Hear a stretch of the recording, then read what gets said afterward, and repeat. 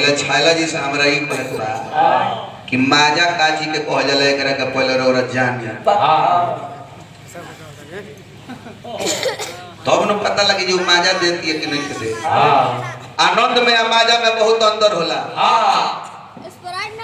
आनंद आ माजा दुगो होला भगवान के भक्ति भोजन तो ऐसे का होला आत्मा के आनंद होला आनंदित आत्मा होला अब माजा कीर्तन में ना आवेला माजा ऑर्केस्ट्रा में आवेला तो भरल पुरल शरीर वाली लहंगा पहन के नाचे तलुते में मजा ना आई और मैं हपकटिया पहन ले तरी से आ थोड़े तो पाई बात थोड़ा लौकता आ देखी ना केंगा दू पे मार के मजा ले तलो मजा ले जमा खोल के भी दले कोजी ले फाड़ दे तले आ सवेरे होता है ना मजा ले तलो जे अंदर बियर पर घरे चली होता तब मजा के स्टा में मिलेला आ रोरा कहता नहीं कि मजा देते ना दी घरवाली तो घरवाली मजा ना देले घरवाली मजा दी वो आनंद दी वो ऐसा आनंद दी कि रोरा खानदान के बढ़ा दी वो आनंद घरवाली से रोरा बेटा बेटी के जन्म करा सकता नहीं साली से ना साली से तो खाली माजा लेके छोड़ दो आज जब माजा देती है तब रोरा कहता नहीं कि माजा दे दूध ना दी तू ना दी नहीं खे अरे रोरा ले वही के लूर नहीं खे हम साबित करते नहीं आई कहते कि चौहान जी से मेरा भी को पटरी ना जमेला हमरा मेहरा से हमरा पटरी ना जमेला तो 4 गो बेटा बेटी बड़े से आ यहां के खूब पटरी जमेला तब या भले भले 15 साल के छुछु नरो ना भइला जाए ध्यान दी रोना कहां बने रोना बताई तो छैला जी हमारा बतिया के सुनी अपना दिमाग में करा के सुनी हई घरवाली हो हई घरवाली हो दहिया के जैसे छाली हो मजबेली सब पर साली हो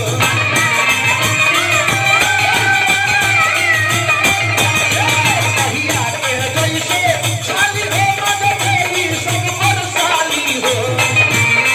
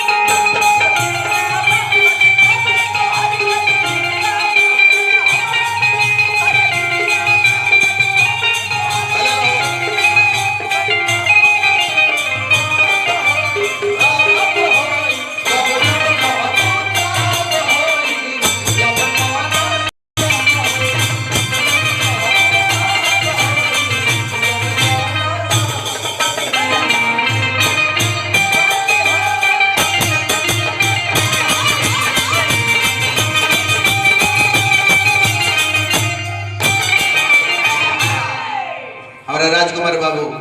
एक हम 8 रुपया देनी हमरे को नचनियों के है भाई के का नाम है अच्छा राजेश लहरी राजेश यादव जी अब यहाँ के मजा आवता है से कुछ नहीं खी बोल हनुज भैया बुझो ओए सब लहरी को नहीं है ए बबुआ छला जी देखी हम का कहत नहीं कि दूध होई घरवाली दूध पियो जाई तो फायदा करी वो घरवाली है डॉक्टर के लगे जाओ न तो लोग डॉक्टर लोग कहले कि दूध पिए के बा लेकिन छाली उधार के छाली ना पिए रहला तो छाली खाम न तो खूब मजा आई आ दूध पियो के मन करे जे सुतिए जाई घर दूध पियो के मन करे सूत जाए आ छाली पियो तो मजा लेवे के बा बात हमर बुझ जाए के बा बात बुझे के बा आ तब चौहान जी से चूझे के बा ना तो पहले बात बूझी तब चौहान जी से जूझी ना तो वह ना चौहान जी उपाय को दे कि बीगे लगे बुझ बूझी जी छैला जी कहां बने रो हाय ध्यान दे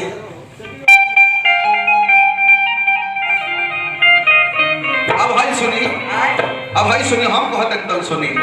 अरे माजा देली बाकी ले माजा देली बाकी रौला ले वही के लूरबा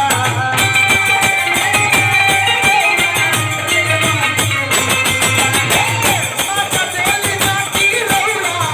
ले वही के लूरबा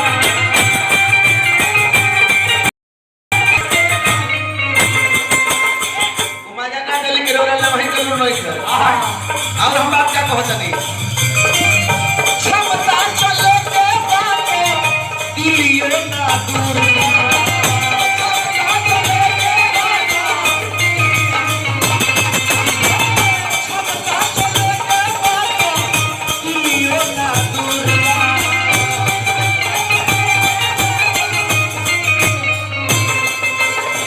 क्षमता बा तो दिलियो दूर नहीं है हां ओकरा खातिर हबर ना चल के पड़ी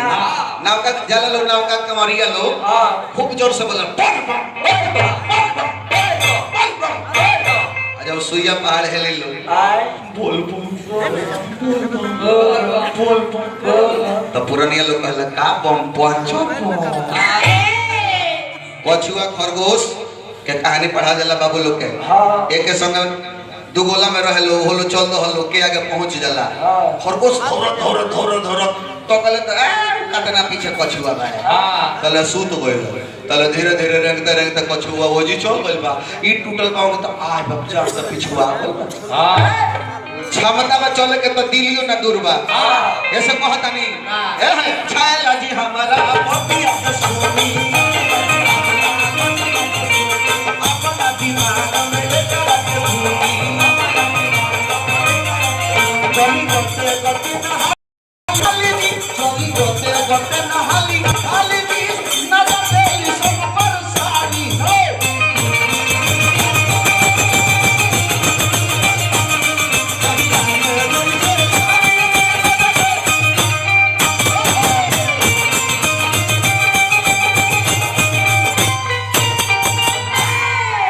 जे नगाव तो नहीं नगावे के बा आखो बा के जमावे के बा आना तो बेसही से नाम कटवावे के सिया